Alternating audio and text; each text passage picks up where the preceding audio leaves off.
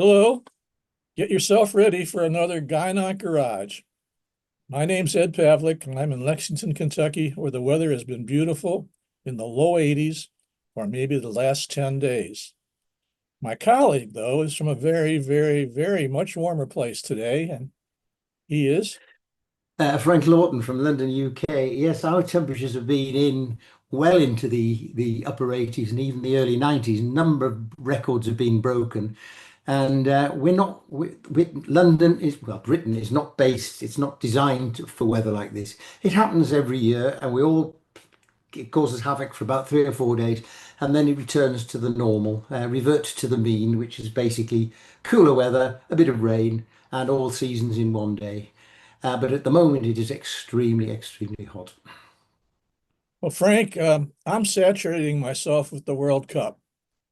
The three Lions are doing well, but Ghana must be making everybody nervous because the third. Yeah, Go ahead. it's interesting, isn't it, that England did very well in their first match, and they're in a group where they should win 3 out of 3. There's no question about that. But I just wonder whether there's a bit of gamesmanship here, because in a way, the teams that are first or second, or indeed the runners up with the biggest number of points, can almost predict where they're going to be playing and who they're going to be playing against the next time. And I'd like to think that the England draw was designed to get us to somewhere else in the next round. But it may well be that Ghana are some of the giant killers. There's always some surprises in world football. Spain didn't do as well as they should do. Belgium have done extremely. Belgium and Holland, for that matter, haven't really played to their full extent. But that's part of the fun, I suppose. That's right. It's a big stage, and all we can say is how will it turn out, and not place any bets. Well, today we're going to consider the question: does radon exposure in the U.S. raise the risk of ovarian cancer? Answer to this question is approached in a paper titled "Residential Radon Levels and Ovarian Cancer Among Postmenopausal Women." This paper was recently published in JAMA Network Open, and this paper focuses on whether home radon levels increase the risk of ovarian cancer. Frank, let me start things off, if you will. Okay. Uh, what we really are looking at is a risk factor in this country that's been widely recognized, especially in some places, in uranium mines, for instance, in Utah, and other levels.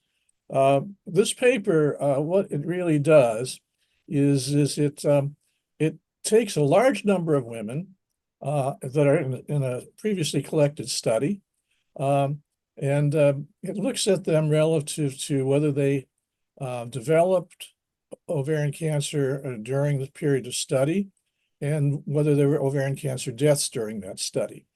Now, the radon levels are estimated in three bins: low, medium, and high, based upon the number of picocuries that were measured. And that's, well, I will tell you, is sort of the crux of perhaps what we should call the question of is this enough part of the paper. What they found was that the hazard risk ratio always was higher when there were high levels of radon in the area that they had put were measured where people were living. They also found that this relationship of a high hazard risk ratio was extended mostly to serous ovarian cancers. Now, it also extended to mortality. And what this really means is that everything sort of holds together well. The numbers are about the same, but these numbers are the hazard ratio numbers, which are always subject to a little bit of mathematical drift, or the difference between the numerators and the denominators.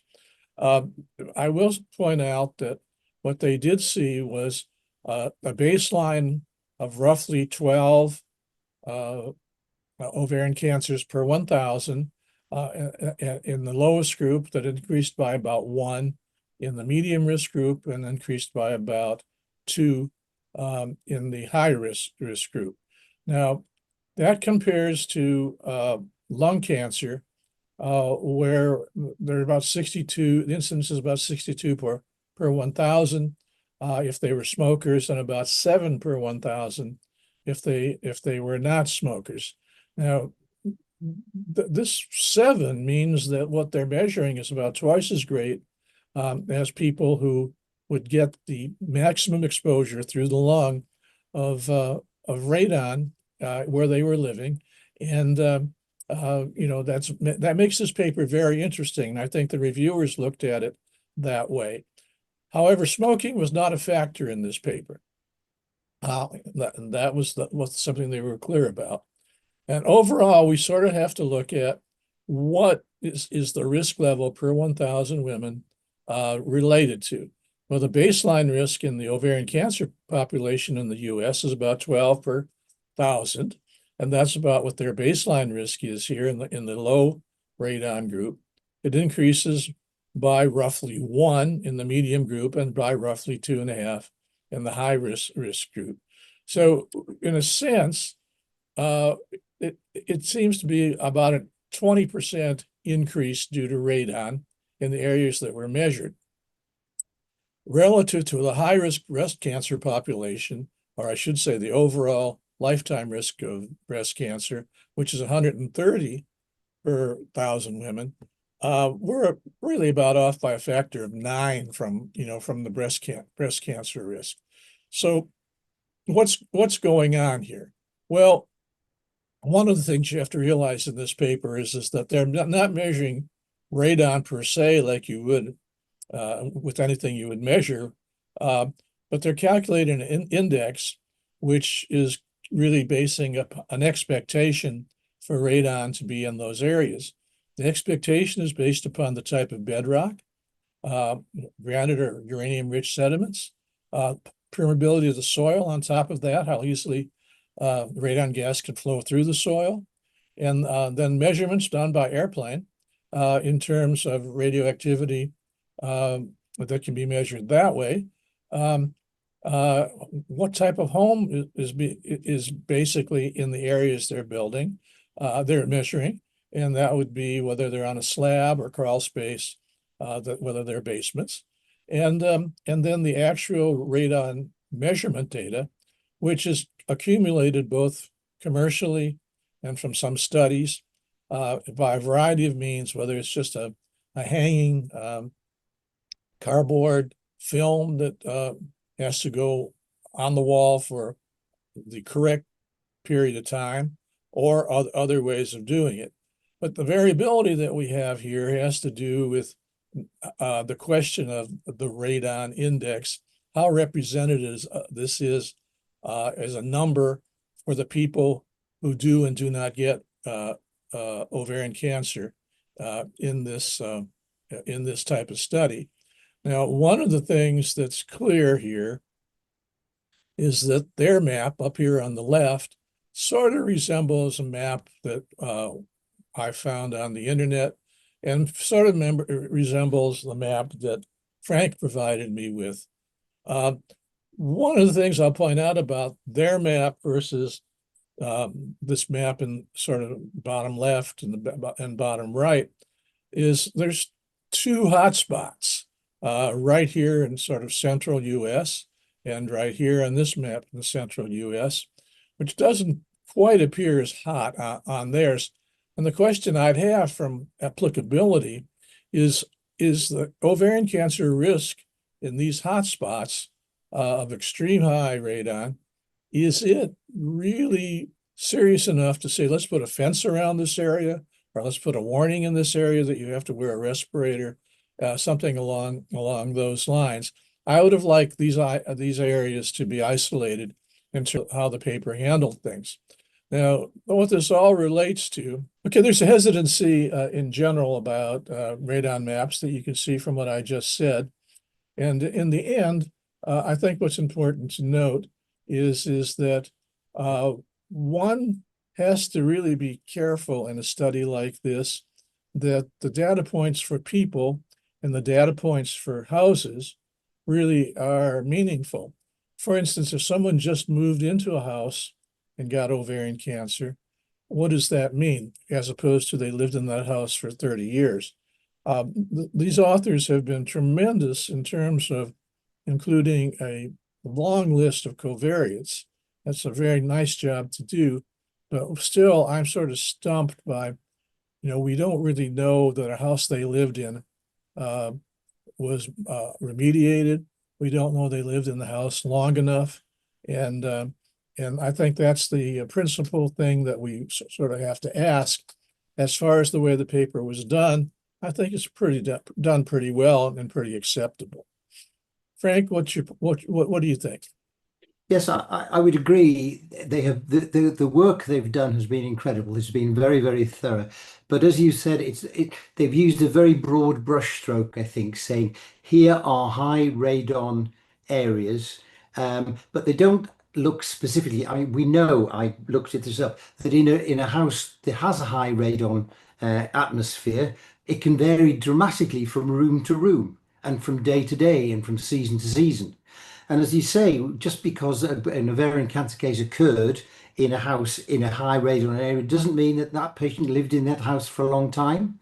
She may have contracted the disease at some other time somewhere else. And I think that's the problem.